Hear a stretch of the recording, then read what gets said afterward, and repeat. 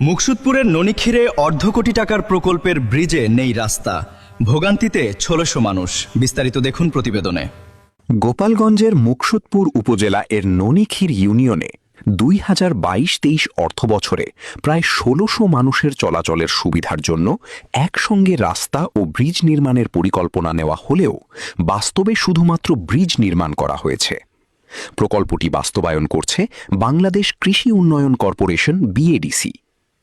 সংযোগ সড়ক না থাকায় স্থানীয়রা চরম দুর্ভোগে পড়েছেন।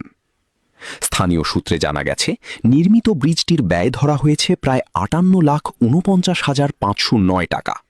তবে ব্রিজ নির্মাণ শেষ হলেও এখনও রাস্তার কাজ না হওয়ায় এলাকাবাসী কাঙ্ক্ষিত সুবিধা থেকে বঞ্চিত রয়েছেন।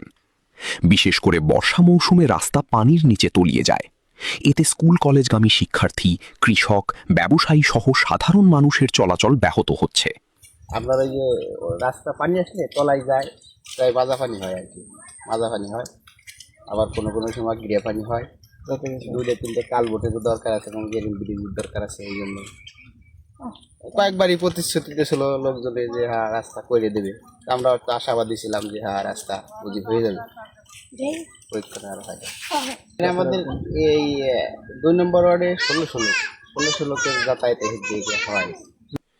এলাকাবাসীর অভিযোগ, রাস্তা ছাড়া শুধু ব্রিজ নির্মাণ করায় সরকারি অর্থের সঠিক ব্যবহার নিয়ে প্রশ্ন উঠেছে। তারা বলছেন, বাংলাদেশ কৃষি উন্নয়ন কর্পোরেশন বিএডিসি এর অধীনে প্রকল্পটি বাস্তবায়ন হলেও রাস্তার কাজ সম্পন্ন না হওয়ায় সাধারণ মানুষ কোনো সুফল পাচ্ছেন না।